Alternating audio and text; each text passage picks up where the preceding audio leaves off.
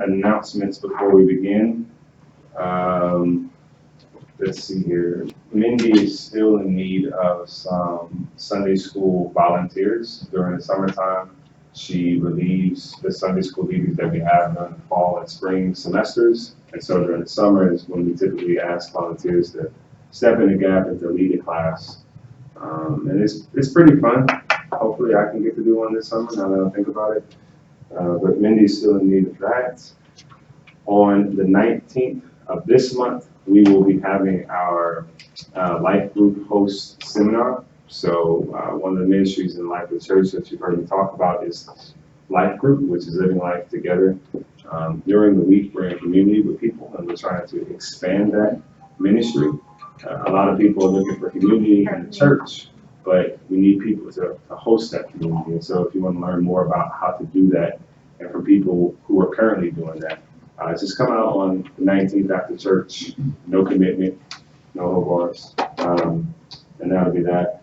And then a final update is we've been discussing that there will be a trip to Israel in March of 2020. There was a little complication because of the dates that we were looking at. We were looking at March 1st through the 11th of 2020. And so the JUC had to make sure we had accommodations. So I got an email this week that we have accommodations. They were able to get us in. And now we're going to work with getting ourselves some flights. So you should be on the lookout in the e-news or in the bulletin about an informational session that we'll be having in the next 2 or 3 weeks about the trip to Israel. I can tell you now that the cost will probably be around, hopefully 4,000 to 42.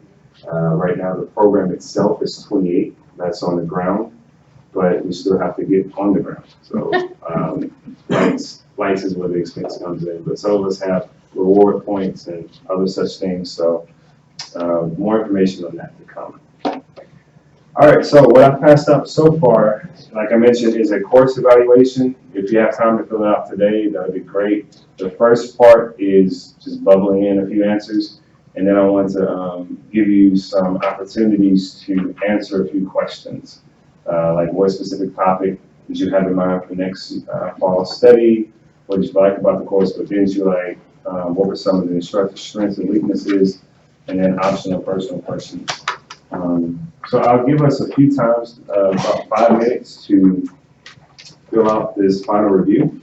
As I mentioned at the beginning, this kind of encompasses our time together and some things that we've learned. So I'll give us 5 minutes to finish this. Some of us have already finished.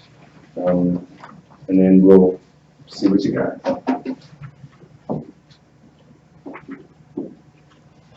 Get some food. Yeah, that's what I'm about to do. No. Okay, wasn't ready for that one. I could put on my granddaughter's playlist. Yeah, let's do that. I don't think you want her playlist though, so let's just go with the Jeopardy.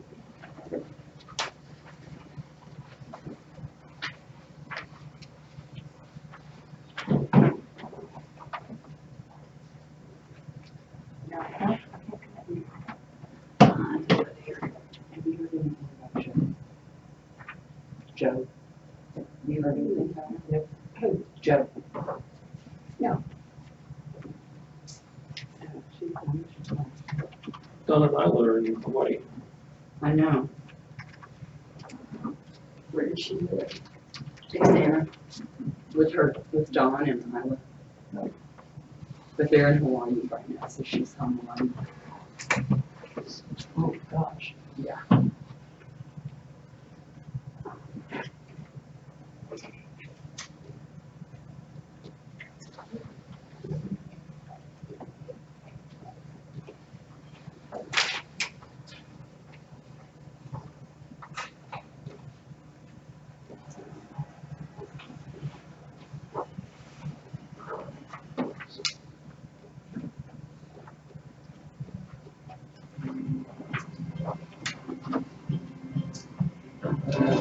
Jeopardy.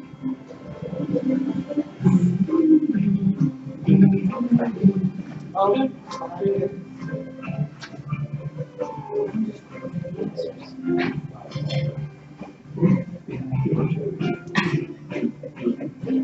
Oh, it's out. like you for that.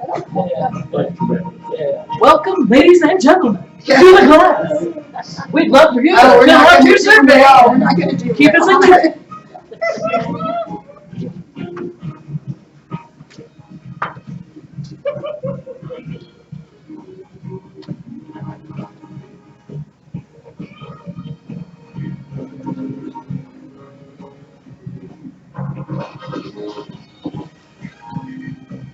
I'm sure I've never heard this version of it. No.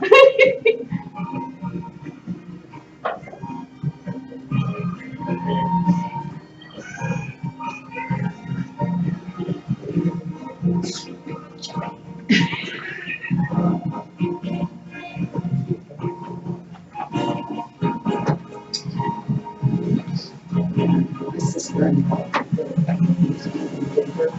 she used to call me and say they want to hear, and I came over there the next hour later, and she would call me because I watched her and get all the answers and then play with her brother, and she always Yeah.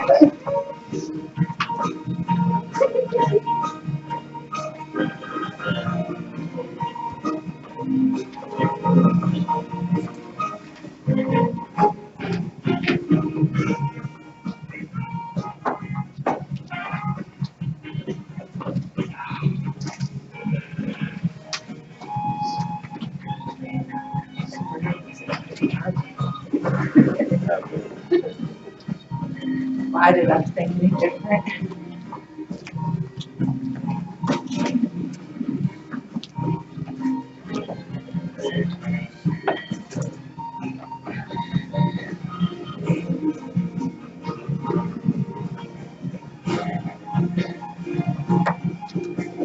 Just a few more seconds.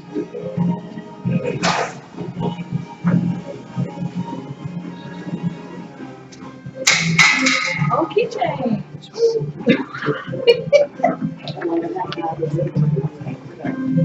There's a five. Yes, good. Really good.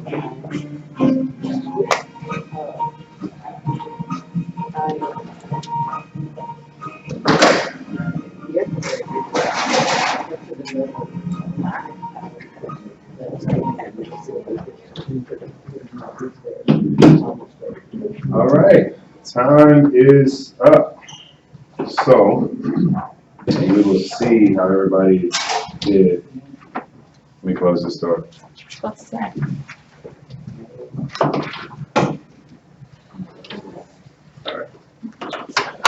So, let's see.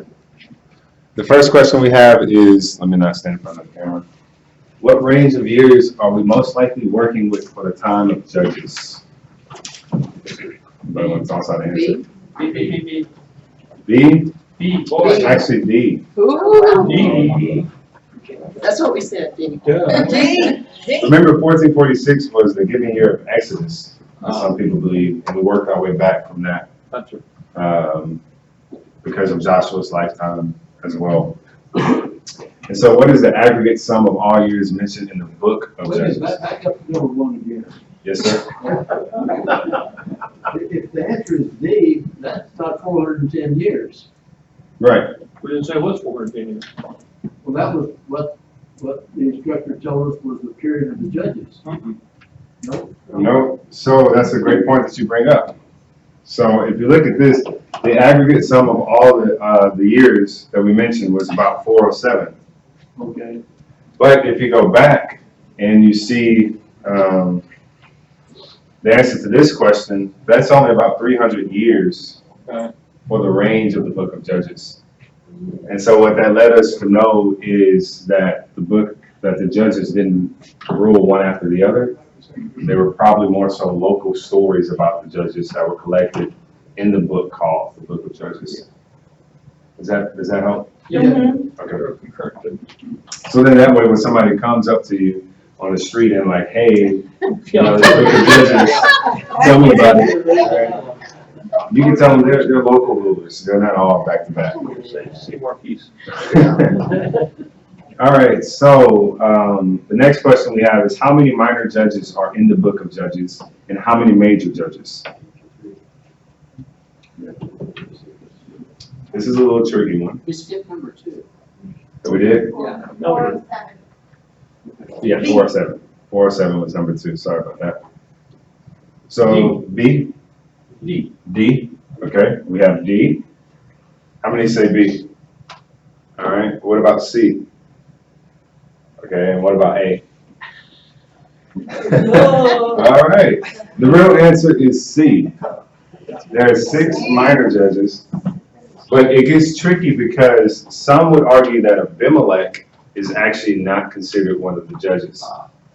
But when you look at the text, right before it switches story of how he assumed power to how he lost power, right in that transition period, it said that he ruled for about 3 years. He ruled over Israel for 3 years. All right, next question. Which tribe had the most success in conquering the promised land? Great answer. It was Judah. Yeah. Which major judge had no army? Samson. Yep, Samson. He had pretty hair. Yeah, pretty hair. Speaking of Samson, you know, I was thinking the whole time that was really Samuel, but it's not. No. Right, We didn't even study anything about Samuel, did we? right. No, And he was the final judge. right. Yes, sir. So which judge ruled the longest? Gideon. Gideon. Right, I got one right. It's actually Ehud. That's right. Ehud ruled for how many years? Do you remember? 80. 80, wow. 80. Yep, 80 years. You see, if we look at chapter 3, We've slept since then. yeah, Ehud was actually the longest, and it was interesting how long he did because that's almost like 3 generations. And so at the end of his story, you would actually read that that day Moab was made subject to Israel, and the land had peace for 80 years. 80 years. All right, so the next one. Which judge ruled the shortest? Shamgar? Let's see. So how many think Shamgar? All right. What about Abimelech? Okay. Samson? Okay. And Jephthah? The real answer is Abimelech. Abimelech ruled for 3 years, the Bible says. Jephthah ruled for 6. And Samson, I believe, was in the teens or the low 20s. And actually for Shamgar, there wasn't a year given. He just said that he too saved Israel. So we actually don't know how long he ruled. Which tribe of the list below is not present at the fight with Deborah? Remember when her and Barak were going to fight up north? Benjamin. Benjamin, okay. How many think Zebulon? Nobody? Okay, that's good. That's good. It was actually Dan. Dan was the tribe that didn't fight with us. All right. Who killed the enemy commander Sisera? Daniel. Yeah, there we go. We remember that one. He went to jail for it. Went to jail for it. That's a good way to remember it. And what did she kill him with? Tent peg. Yeah, Yeah. a tent peg, a tent peg. Way to go. So we had a woman in the book of Judges that killed a man with a tent peg and another with a millstone, right? Mhm. You always keep it in your purse, ladies.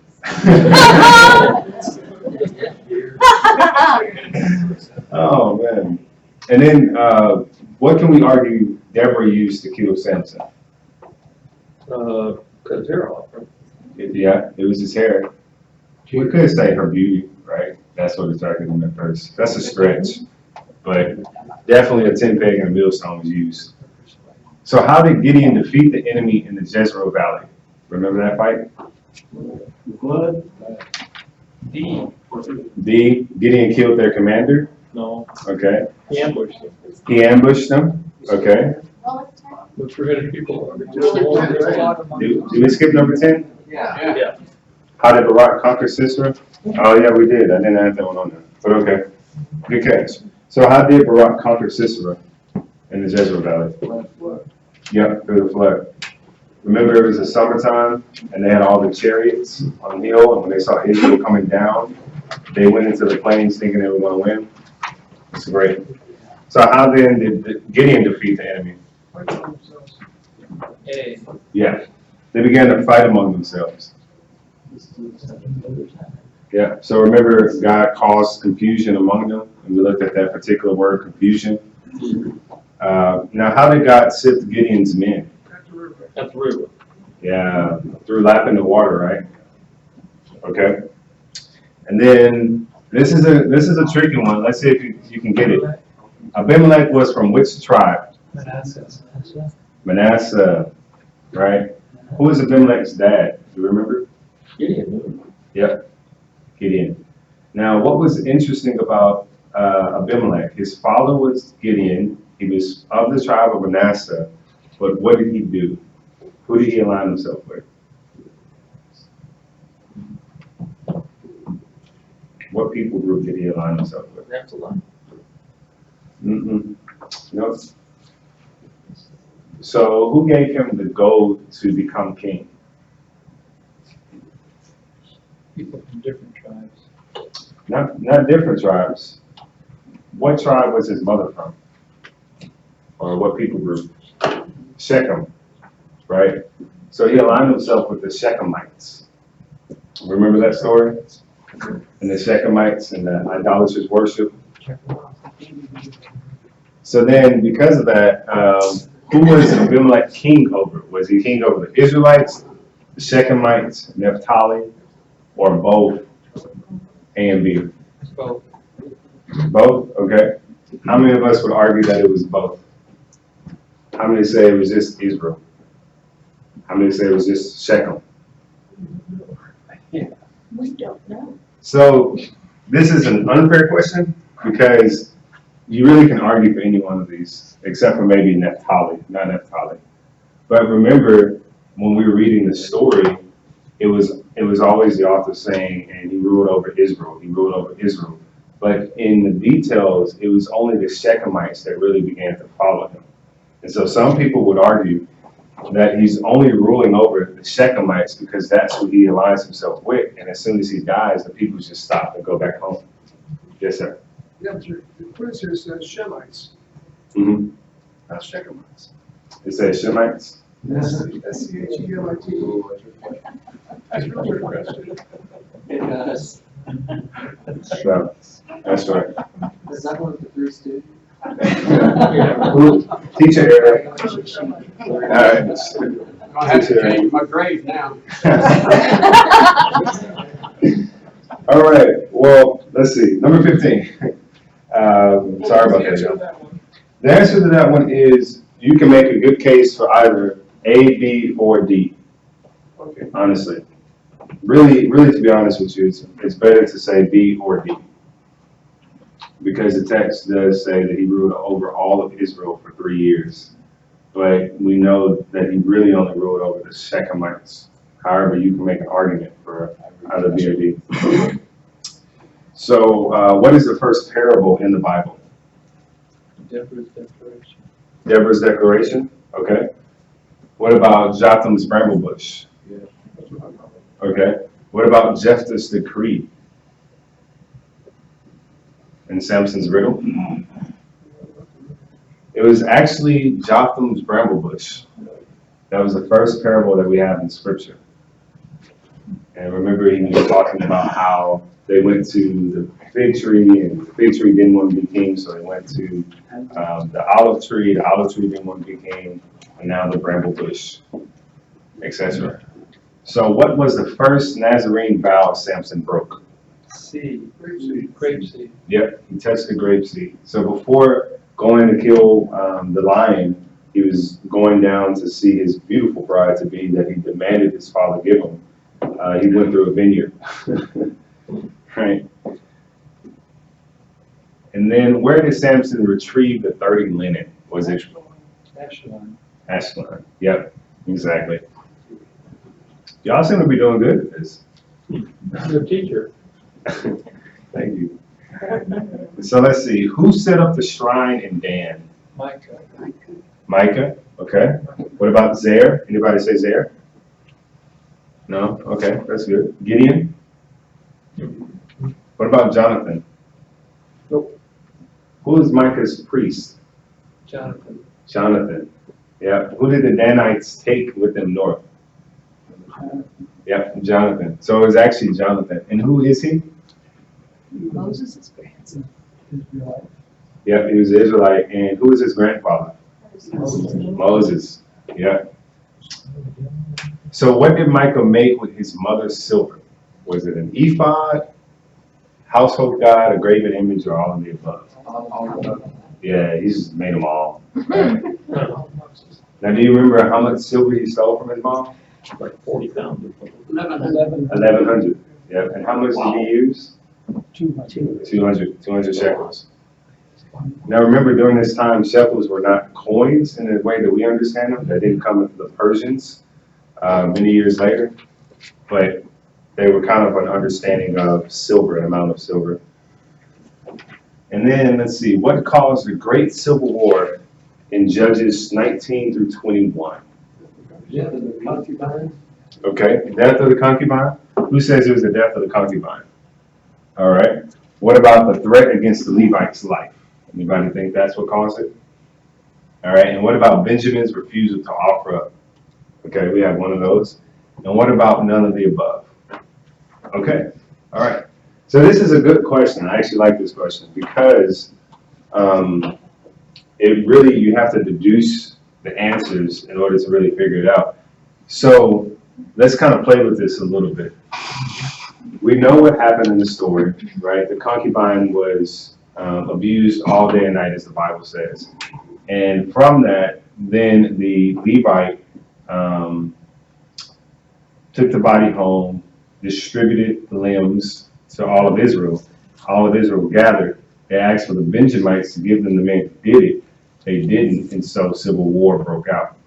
So if, let's see, if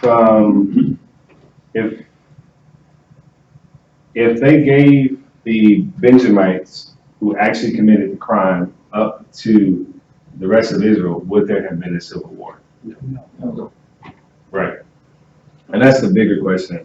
I know we have some lawyers in the room, so that'll be good to add into the conversation. But I think personally that if they had only given up the men, civil war would not have broken out because they were trying to avenge just those particular people. Yes, sir. No, I just disagree though, because the circumstance was the death of the concubine.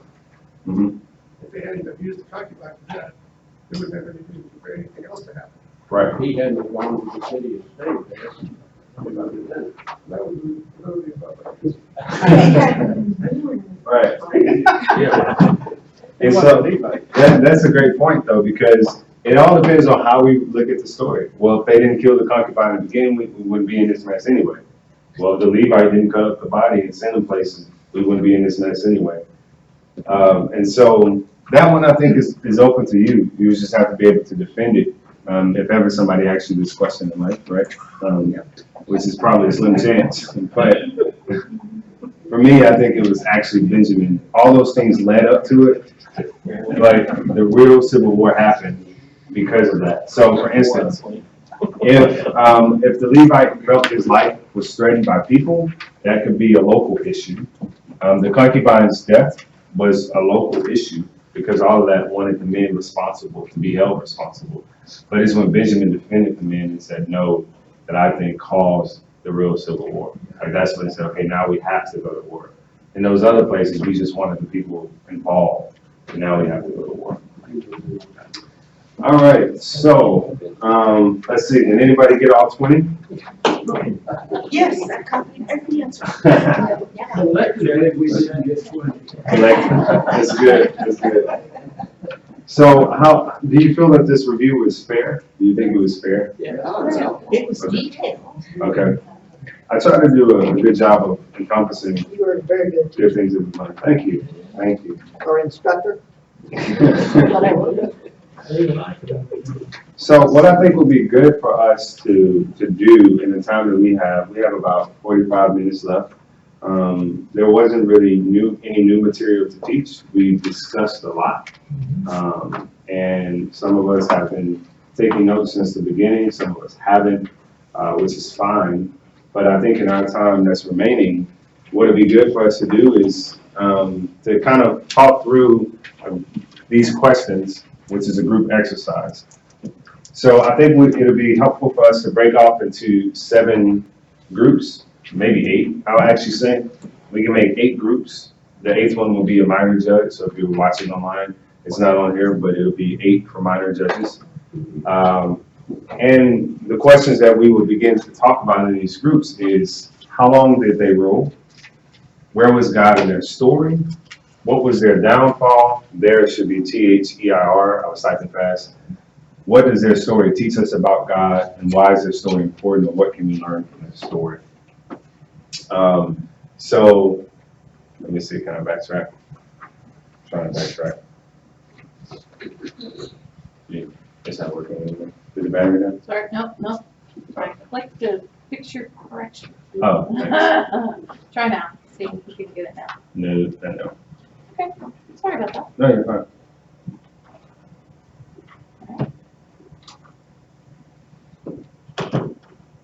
Okay. Sorry. All right, here we go. Oh, I sorry. went to the end and then. Yes. Technical difficulties. All right, hang on. Did it not go all the way down? I think it It well, just let's- went black, okay. Yeah. Again, one more time. All right. And then let's do step 5. Okay. How about there? There we go. Close? Yeah. There you go. Okay, perfect, let's go back. All right, so, if we can, let's see, would y'all like to number off when we're in groups, so we're mixed crowd, or do y'all wanna do it kind of where you are? Where we are, all right, wonderful. So, if I could get you 4 to talk about Othniel, first judge. All right. Okay, and then you 4, if you can talk about Ehud, that'd be great. Let's see. What about you 5 to talk about Deborah? So y'all be number 3. You 5. Let's see. No, off the James, you can be in this group. First, we'll talk about Gideon. Y'all be Gideon. Where's that section? Let's see. And then we'll get you 4 to talk about Abimelech. Gideon. Well, actually, what about y'all? I don't know, I'm looking for it. And then y'all can do Abimelech. Y'all can do Abimelech. And then, you 3 can do, first part of it. Jephthah. Let's see here. And then you, Mr. Lane can do Samson. Page 32. And then, if I could get y'all to do the minor judges. Y'all do minor judges. Does that work? All right. So the questions that we're gonna ask are these. Judges 113. Can you go to the next slide? It's not working. Oh, here it is. Okay, great. So these are the questions that we're gonna ask right here.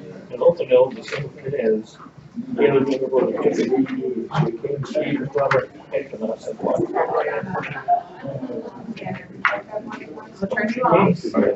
Encouraged him to ask his father for a field, and she said, what do you lose? She said, "You gave us some social." He would give him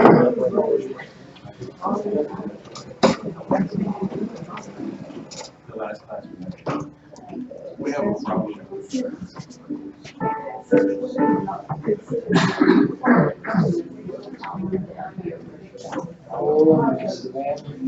Well, it took almost 2 days.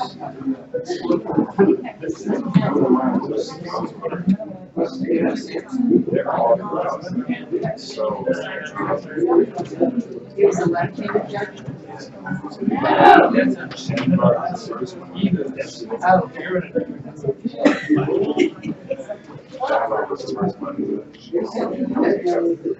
Yeah, maybe so.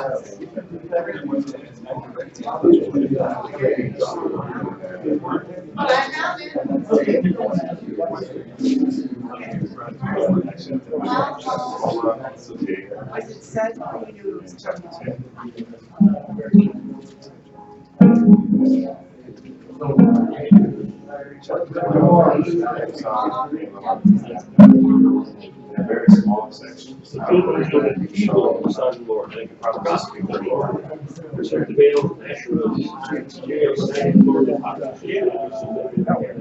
I might change it back. take right out to We kind of get a couple of commentary. Spirit of the Lord came on her, I judged Israel, and us, the Lord, and Yeah. Right. She wrote 4 years. Okay.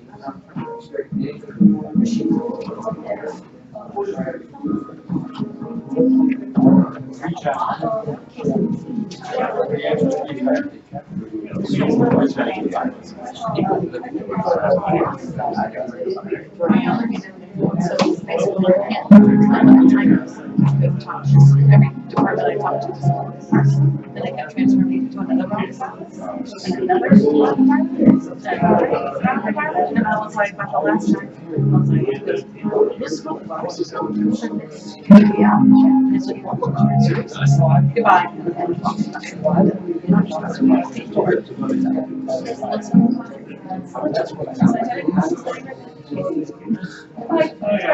So, guess what it's anyway. about God? We asked for it. So if anything goes wrong with the system, that's you. It won't be forever.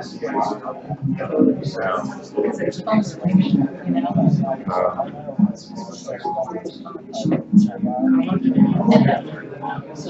Yeah.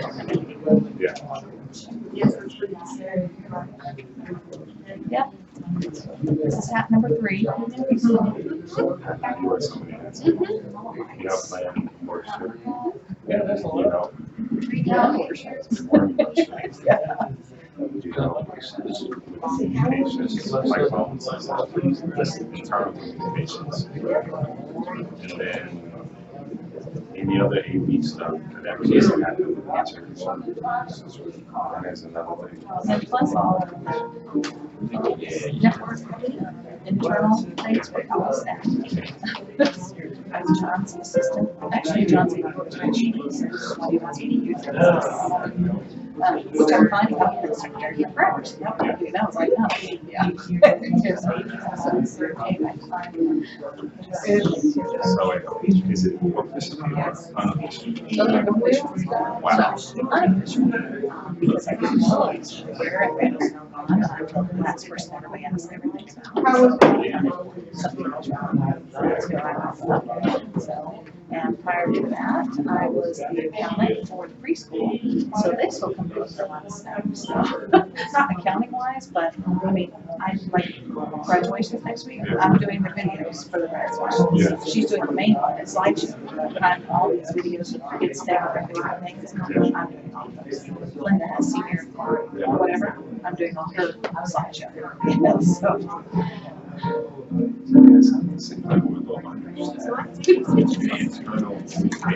know, I would say that they have she's out on your eyes.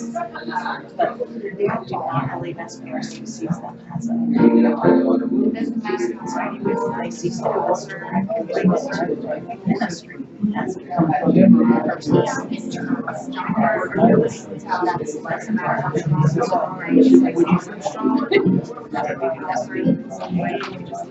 You know. Yeah. We all know.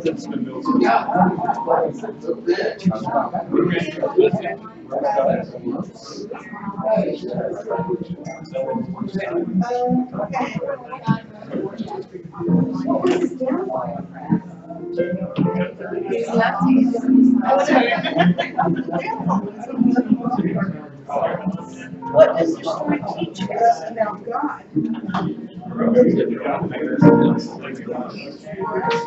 They look in for help. You don't know what the downfall was. Yes. Yeah. So one day, look at their next day. Downfall is longevity.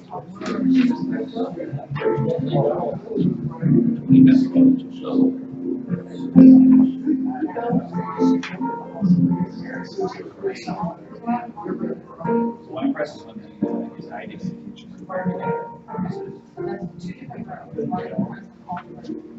Okay, nobody knows who's downfall? What does their sister do?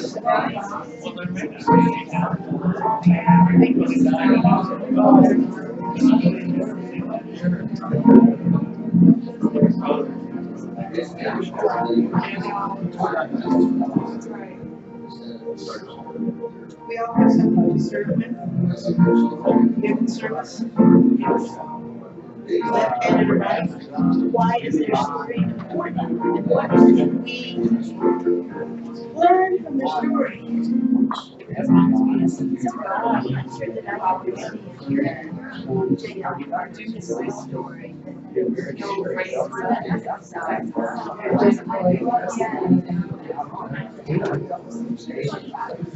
John, like, how old were you last year? We did. I was afraid I was gonna get flooded out on my way to Coach. Yeah, oh, really? I don't know the streets of Richmond, Rosenberg, anyway. Like the main two, I think, but going to their house, I know I took like, I passed it from the YMCA. Right, down here, because that's 762. Yeah, there's 762, so, like, Yes. it was, they picked up the trash can, Yeah. loaded it into, Yep, like, yep. wow. So at one point, I thought, okay, I'm in one. And she was still driving, but I saw a smaller car kind of making their way Making through. it. I was like, look, I don't want to be stuck out here. I want to be stuck with this food. So I knew the rest of it. Chantel, she was wearing a Hyundai Elantra, smaller than mine. Yeah. She was on her way from 59 and Hillcroft all the way back home, which is 59 and 90. So the highway got back up. It took like 45 minutes an hour on the highway, and then we just kind of off the highway. 90, you can make a right into the fountain area, but you have to get over 3 lanes of traffic. So she said all of that was flooded in that area, the streets. She couldn't go up to make a right on Guitar Center. So she went up and made a right on Corporate. Yeah. She thought she could drive through it, and then it just got really deep. Yeah, so she just made a quick right. Oh, good. Stayed in the parking lot. Yeah. And 45 minutes later, or an hour and a half, one of the two, Right, yeah. she was the only car there. Yeah. By that time, the storm had stopped, started, stopped, Right. started. So I was talking to my dad, he has an F-350. Yeah. So he lives in Fairfield. And I was trying to get him to come. Yeah. But I wanted him to come to that conclusion himself. Right. Because I didn't want to feel like I was a bird too. I wanted him to feel like he was doing something. You Yeah. know? I don't know if that's manipulation. Just trying to help him with his perspective. So anyway, it was like costing harm, that didn't work. So then the only route she could take was, at that point on Corporate, she needed to take Corporate to go up back towards the county, which is where we live. Yeah. Or she could take, not the U-turn, but come back up to 59 and go against traffic, Right. which is illegal. Yeah. She can stay there. She can go to 90, but 90 is flooded because it goes way Oh, down. way down under there, yeah. So my dad said, well, let's just see if she can make the U-turn, which is before 90. And she and I both were nervous about that. Right. Because, like, okay, once I make the U-turn, what happens then? And like, what's the other side look like? If this side looks like that. So it's nerve-wracking. So we were all on the phone. Makes the U-turn. Like, oh my gosh. She's driving and she's driving. We say, yeah, take the first light and make the left. Well, it wasn't the one that I really had in mind. Yeah. Because the first light is Kirkland. Yeah. The next one is West Airport. So I was trying to get her to take West Airport to Geriatric.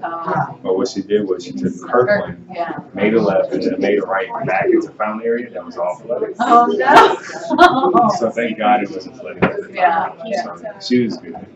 But when I left for Rosemary's, we were all trailing each other. Yeah. And I had my gas light on. Oh, no. 6:30, so I was with the baby, I couldn't find out, so, but I was already like, no, I'm okay, and I was much closer than all y'all, but I was still like. Yeah, exactly. Not in a road. No, that fall, it took him 2.5 hours to get home. And he has a Dodge Ram, Yeah, a yeah. huge truck, so he got stuck there in a Star Furniture, 59, close to 99, there's a big HEB and all of that. He got stuck there on the feeder road. They weren't letting people get over there. But he'd already gotten there, you know, and then I saw the cop stopping him, and was down the freeway, and he's like, "You should stay on the freeway." I was like, "Yes, we should have done so." But it just, all these little cars that stalled out in front of him, so. I'm stuck, I can't go anywhere, so. Some parts, Eagle Water, but, Right, and it's just this wave over him, and you're like, dude, what are you, hello? Yeah, but it does, especially getting dark and stuff, you know, it makes people nervous, and they want to help you, so they just tell them, I'll be okay, but you're like, right, Yeah. So, And then there was crocodiles in the water in some people's places. They showed a video of this guy. He was like, "Well, I'm just gonna park the car, take my kid, take him home because I'm right around the corner." Well, when they started to get out the car, they noticed there's this thing coming out the water. The water's just passing right over. And they look, and there's a crocodile, alligator. oh my God. Never done one in Texas, that's for sure. Never, never. All right, I'm gonna give them a notice. All right. All right, y'all. We have a few more minutes. We'll come together at 10:35. 10:35.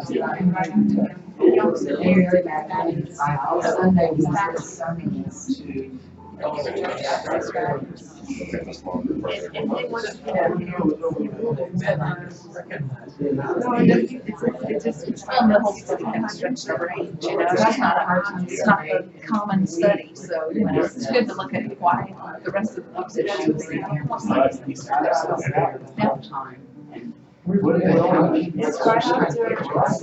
right on to 3:31.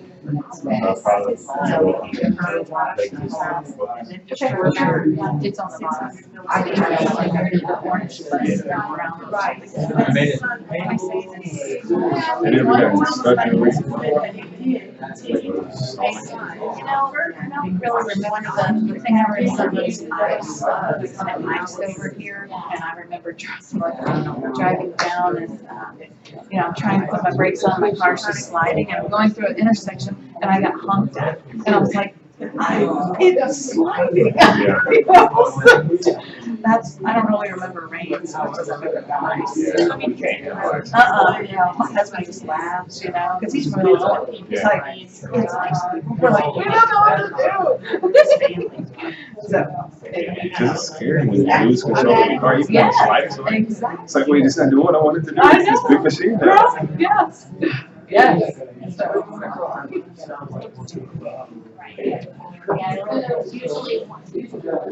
All right. Well, we can get started.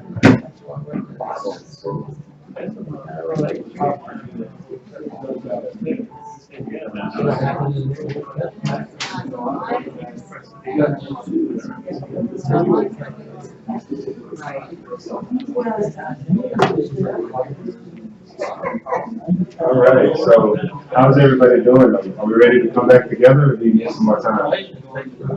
Anybody need some more time? No? All right. Y'all need some more time? Y'all good? We're good. I'm good. Okay, we'll make it. You ready? All right, so let's see, the first story that we had up was off-wheel. Yeah. So let's go to off-wheel's table. All right, so everybody, can we come back together? We'll bring it back in. You can say that. Oh, okay. So, here we go. All right, so let's see if we can answer these questions. So with Othniel, how long did Othniel rule? 40 years. 40 years. Othniel ruled 40 years, all right? Where was God in the story of Othniel? Kind of in the background, he kind of put Othniel into place. He called on Othniel, and Othniel said, yes, I'm available. Okay, okay. So he was kind of in the background calling Othniel. Right. Okay. All right. It was kind of like a traditional call story. Right. Okay. And what was his downfall? Did he have a downfall? We really can't We tell. can find one. Okay. It's covered in about 5 verses, and that's about it. Yeah. He died, I mean. Yeah. He ruled 40 years and he died. So Othniel really didn't have a downfall. And some of the judges that we read about, especially the good ones, they didn't have a downfall. What does Othniel's story teach us about God? Well, it kind of says that if you call on God, he's going to help, but it has an expiration date. He's not going to help forever. Okay. If you call on God, he's going to help, but it has an expiration date. Right. Say more about the expiration date. We put Othniel in place, and Othniel ruled for 40 years and there was peace. Okay. But then Othniel died, Mm-hmm. then the people were in the same place they were before. Okay. So it was just, for nothing. For nothing, yeah. Yeah. So what do we think about that statement that God will put something in place, but it doesn't last forever? Well, I think it might last forever if you continue to follow God's way. If Yes. Othniel Okay. But died- you have to make that decision. Yeah, yeah. But I mean, Okay. when Othniel died, then the others kind of let, yeah, we'll do Right. it. Yeah. Right, right. So as he was saying, that is kind of the case, that some things will only last, and that's because of human participation in it. So, for instance, with Othniel and the promises that God has for Israel under his judgment, it would have lasted longer if the person who followed him were following the decrees and rules of God, just like Othniel was. Right. So it kind of makes us, or highlights the importance as us training up the people behind us to continue to carry the mantle for God. Awesome. And then why is this story important? What can we learn from Othniel? He was always obedient to God. He was always obedient to God. Okay? So that's kind of our first class, or second class. First is introductory. Or second class, Othniel. Great job. Thank you. All right. What about this side right here? What about Ehud? Anybody want to be the first person? Who's like Mike? No? All right. Yeah.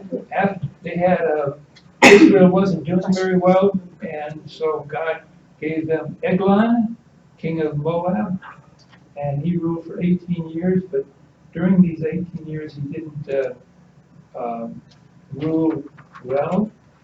And so Ehud wanted to do away with King Eglon, so he visited him, and he was left-handed.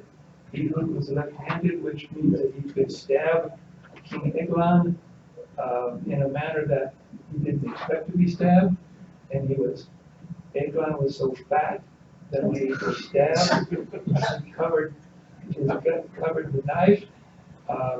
The door was locked, so he made his escape, and his King Eglon's guards waited for him, thinking that he was doing something. And so Ehud was able to get away, and there was peace in the country for 80 years. Wow.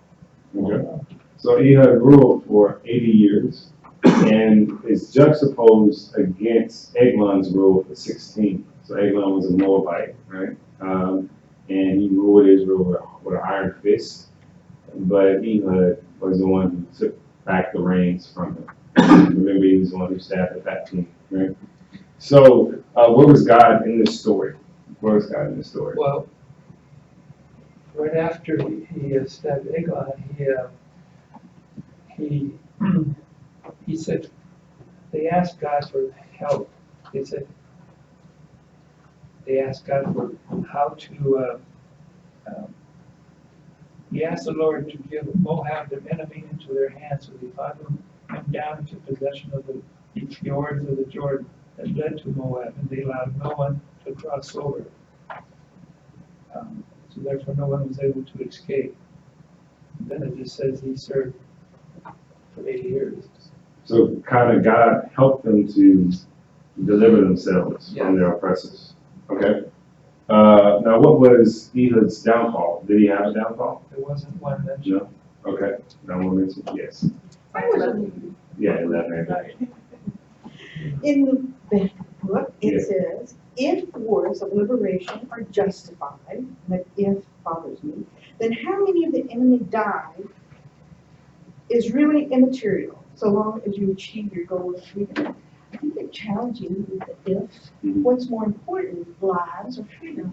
Mhm. And of course, that's, I remember in history that a lot of people gave up their lives trying to achieve freedom. Mhm.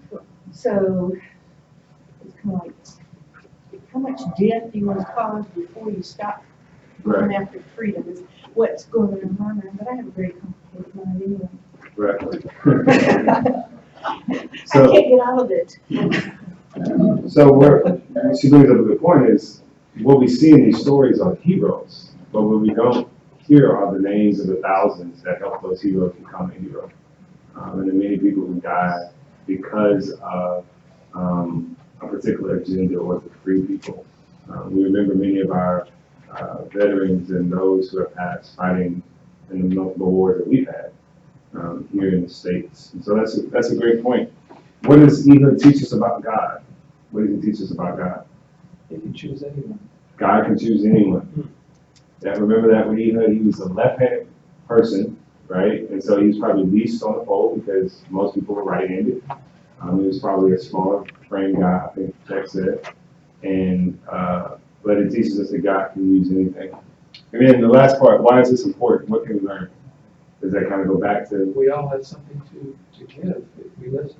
Okay. Just like the previous group before, the expired time. Yeah. We feel that he was loyal and served for a long time, and it passed down to his son Mhm. next, which I don't think they have, Shankar, Okay. Sandra. who took right up, power right after his father passed, Mhm.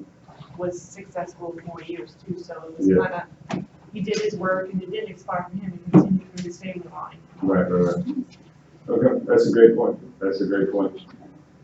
All right, let's move on to the next major judge. Y'all had Deborah? Well, I suppose we just wanted. Oh, okay. He's escaping, stop him. So, y'all had Deborah? Perfect. So, how long did Deborah rule? Yeah, 40 years. 40 years. Okay. And where was God in their It's a story? critical goal that she actually ruled or Mhm. had peace for 50 years. Okay. Now, what was unique about Deborah's story? Does anybody remember? What was unique about her vocation or her calling? She was a girl. Yeah, she was a woman. She was a prophetess. And then there's one other thing. I thought it was really cool. The tree, that is one. But she was already judging at the time she was called. Yeah. Remember that? What tribe? It says Israel. That's it. I'm trying to remember. I can't think off the top of my head. It's in the text. I want to say that she was from one of the more Middle Region tribes. 12 tribes in Israel. Mm-hmm. Mm-hmm. So, what was her downfall? Did she have a downfall? No. Okay. So then, what does her story teach us about God? God is too rough. Okay. God is chapters. For example, she says, has not the Lord, the God of Israel, commanded you to gather your I will give them into your hand. Okay. Yeah. So if you follow God, then the enemy will be given into your hand. Basically, God's with us, we can't lose. God is with us, we can't lose. Okay. So then, why is this story important? What can we learn about Deborah, the prophetess, the judge?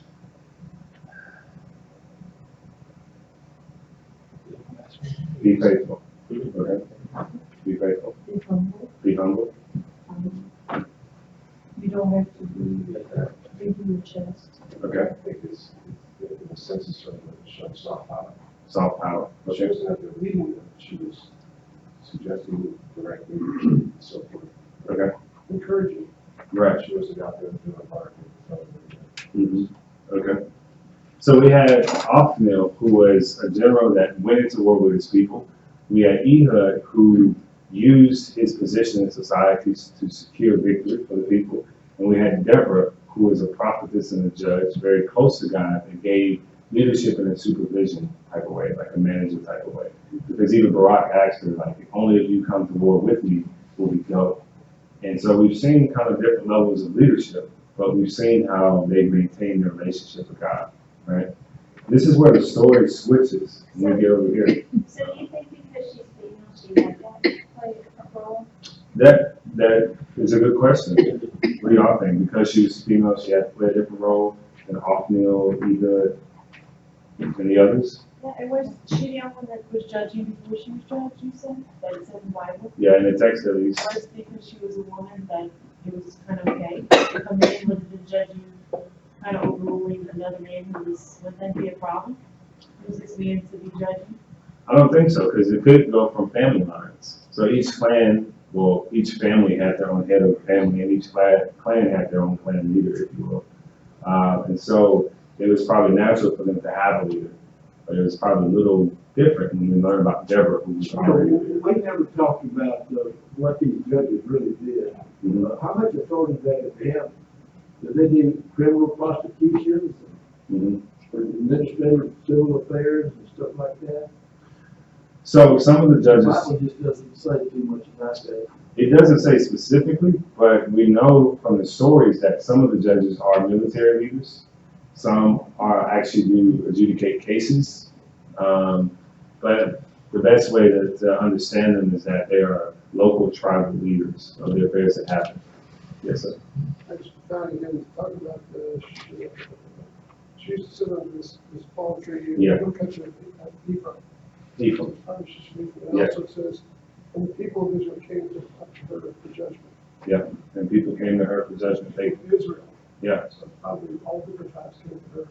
probably Or so. were you saying that these judges just had authority inside their own tribe? More than likely, because let me ask this question. Where in the book of Judges did we see a judge who gathered all of the 12 tribes together? Never. Right, never. They tried, never got close, Gideon got close, but nobody ever did, so their rule was more so local. So King Saul was ruled the whole thing. Yeah, King Saul did, King Saul and David. And he was from the tribe of Dan, which was just about wiped out. The Judeans hated the Danites. Saul was from the tribe of Benjamin. Benjamin? Saul was the tribe of Benjamin. Yes. I've got a question. Yes. Seeing how the role of women was in the culture, Mhm. how in the world did Deborah ever get to where she was going? That's a great question. What she was. That's a great question. And maybe we can try to answer that at the end. Because those are some good questions that we have. God uses people who ordinarily might not be selected in society. But here the story changes with Gideon. So how long did Gideon rule? Gideon ruled 40 years. Where was God in Gideon's story? Everywhere. Everywhere? Okay. Several. Several interactions. First one, line press, Yep, at the wine press, with his calling. and then the police asking him over and over. Yeah, at the Can police, you do it one more time? right? Trying to double check, God, did you really call me? Right. And then God having him sift his men. Right. So that the men can take the victory for themselves. Right. Okay. And then the play jars. and the Yeah. trumpets. Yep, in the battle. Those who come win. Was God present at the end of his story? And his downfall. Mm-hmm. They Well, that's kind of reject, they what he's reject. telling you, is he knows exactly. Right. That's the downfall, that's part. Yeah. So notice here kind of how we've been continuing in all of the major judges prior to this. We've talked about how there really wasn't a downfall at all. And we also talked about how well they maintained their relationship with God. But when we get to Gideon's story, in the beginning of Gideon, he maintains a relationship with God. We see it throughout even through the battle. But after the battle was won, Gideon's relationship with God changes. And then we see the first big downfall in the book of Judges. I thought that was quite interesting. Yes. I have a very short question. Okay. Why, there's nothing really to do on this, but why do the people that go around and read the Bible, why do they call themselves people? You know, is there a relation to the judge, or is there someone else along the way that also kept it? Every yeah. single kid, I'm wondering who's this Gideon dog? Keeps leaving his flies. Yeah, James changed his answer on this evaluation. It's a good answer, or a very good answer. So you don't know the answer. Honestly, I don't. I That's, guess we should research. it is a good question. Are they connected to Gideon in the book? Because I looked at something in the story that it doesn't really. Right, right. I would probably guess if there's somebody in history that they're connecting themselves with, but it could be the book of Gideon. So what does their story teach us about God? What does Gideon's story teach us about God? That God can use the cowardly and the doubting Mhm. in the beginning. Mhm. Well, 3 times, Yeah. he doubted God, he Yeah. was a sign, the other sign wasn't good enough. Right. So God keeps coming back. Yeah. So God can use even those who doubt and who are a little cowardly. He can build those up. God's strength is shown in our weakness. Is kind of what the scripture gets at. And the last question is, why is this story important? Why do we need to know about Gideon? What can we learn from him? You gotta get into something that God brings the victory. God brings the victory. We try to follow what Mhm. he asks us to do, but ultimately, he is not sufficient to do these things Right. without God. Right. Yeah. God guarantees victory. As long as God is on his side, there is victory. So now we're going to get to his son. We've talked about kind of this transition of leadership, right, from one who leads like Othniel to those who come after him. And so now we actually have an opportunity to see what this is like because this is been my son. Yes, ma'am? Sorry, I just did a quick Google search, and according to the Gideon International Wikipedia, it does say the association takes its name from the biblical figure Gideon depicted in Judges 6. So there you go. Cool. So now we have his son. Tell us about Abimelech. How long did he rule? 3 years, right? He ruled 3 years. So we've had like high numbers of 40s, 60s, 80s, and now we get 3, right? And then let's see, what was God in his story? The verse 23, God sent an evil spirit between Abimelech and Shechem. God sent an evil spirit. So you see how we work from Othniel all the way down? So now we have the story of Abimelech and God sends an evil spirit. All the way along this path, he's been promising victory, he's been helping them secure victory, and now he's sending an evil spirit. It's interesting. So what does this story teach us about God? Follow the Ten Commandments.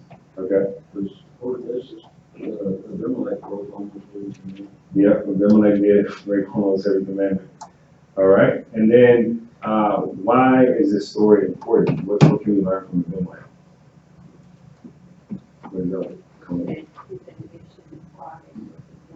Ambition and pride was his downfall.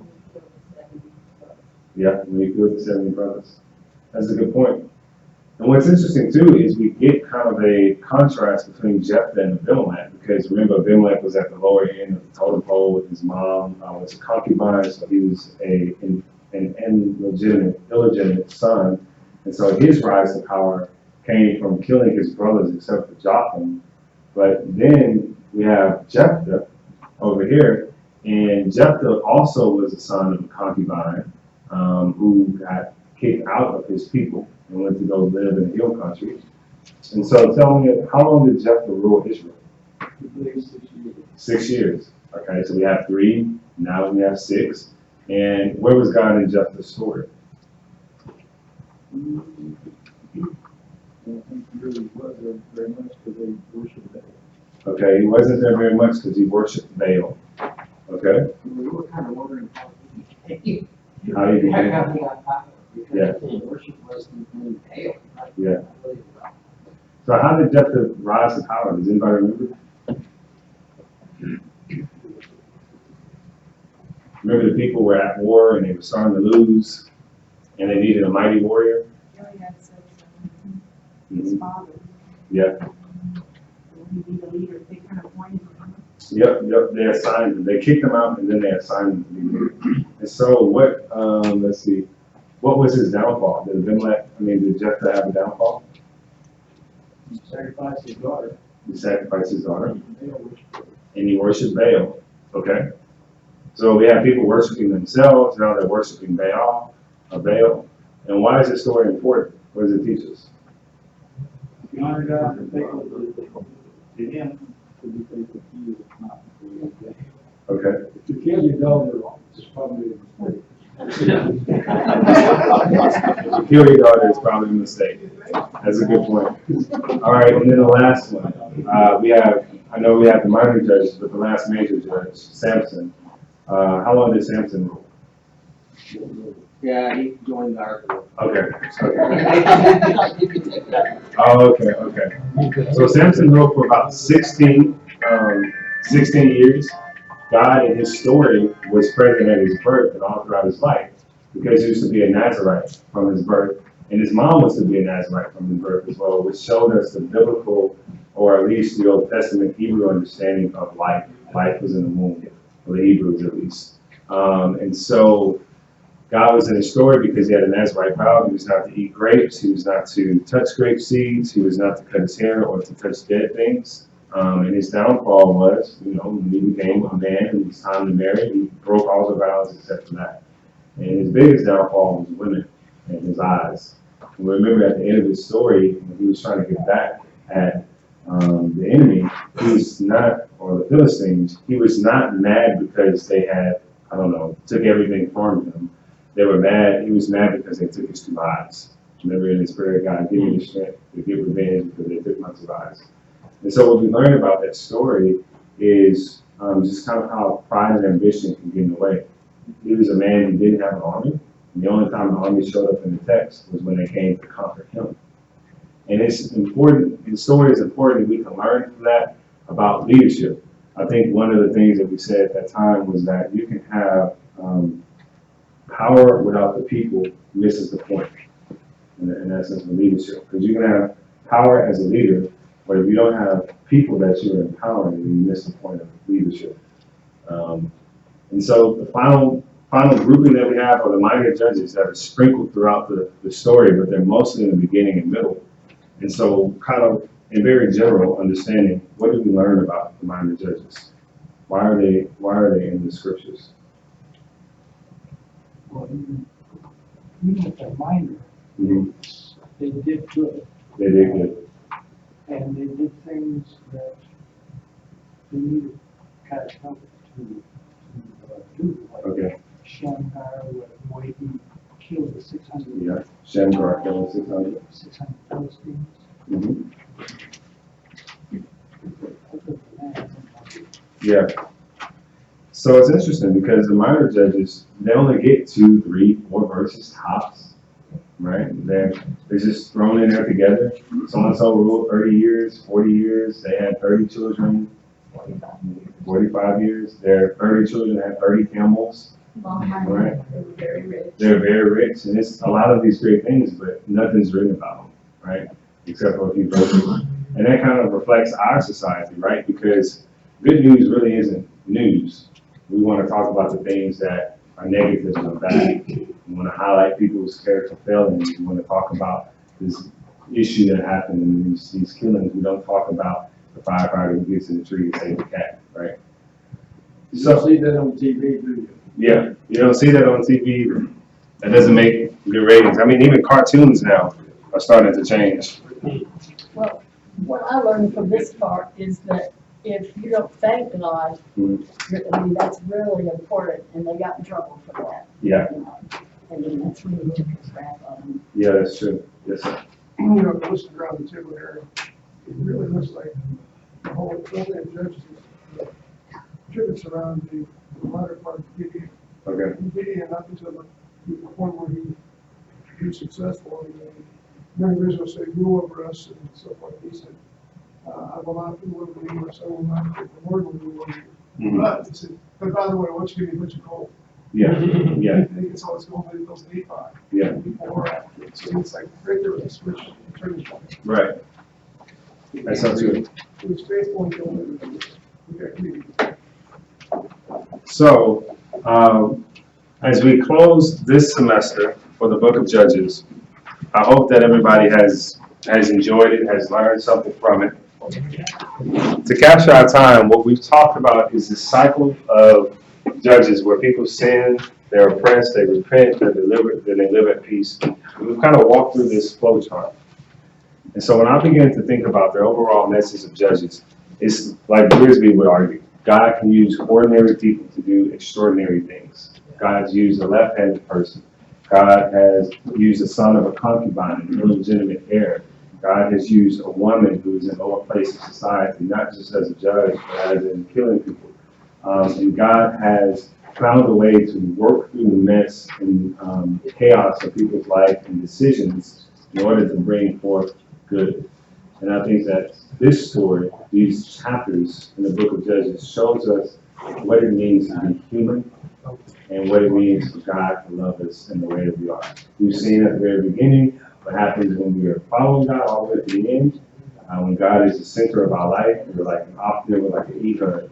But when we start to make and to take things into our own hands, we begin to turn into a Gideon, an Abimelech, and a Samson. In the very beginning, the first judge had an army, the first judge conquered, the first judge did well.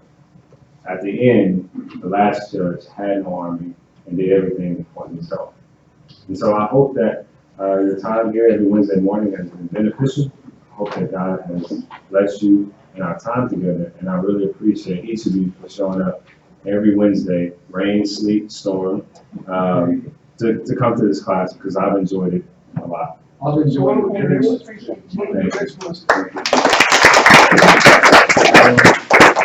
So, next time what we would do is, I don't believe that I'll be teaching in the fall. I'll be the spring teacher, I guess. In the fall, we're going to do a church-wide study that will be coming up, which we need host life groups for to do that. And we're looking at maybe keeping this class as a place to do the church-wide study, to offer that for people in the morning. And then after that, based upon people's responses, Ross is looking at teaching a 6 to 8 week study on whatever you all want to study next. It's like New Testament, topical, something in culture, etc. And then John is looking at maybe doing an Advent study for Christmas, and then I'll be back in the reins this spring for us to come together. So, there's nothing else. I can pray us out. Okay, just take 9 months off, it's all right. And what are you going to teach in the spring? I'm not sure. I think it'll be based upon what people have said here. So what we taught in the fall, thank you. What we taught in the fall and in the spring. But I enjoy teaching, so I may try to teach a topical study in the fall as well. Or I may teach the first half in the church-wide study if we do the church-wide study in the morning. So. And in the interim, remember the women's study too as well. Yeah, we have a women's study during the summertime, and also we'll have a book study during the summer as well. So you can look forward to that. Thank you. But I'll go ahead and pray for us as we get out. God, we thank you so much for your word, for its infallibility as it leads us to a deeper understanding of salvation and what it means.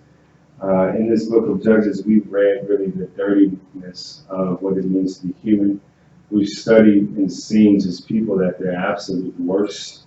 Even in the midst of all the promises and the good things, God, even when you sent messengers and a prophet to remind the people of what you did in history, they still seem to have forgotten you and to live their own way. And sometimes we're like the people in the book of Judges, God. Sometimes we err on a sign of sin just a little bit, and sometimes we're all out. Sometimes, God, we also use the gifts that you've given us and the power that you've given us. And so, God, for that, we ask forgiveness and are sorry. May you continue to lead us into a deeper process of sanctification. And may your Holy Spirit continue to be our guide, a lamp unto our feet and a light unto our path. Holy Spirit, be with us now as we depart. And may you bless our summers and bless us until the next time we gather. In the name of Jesus Christ, amen. Amen.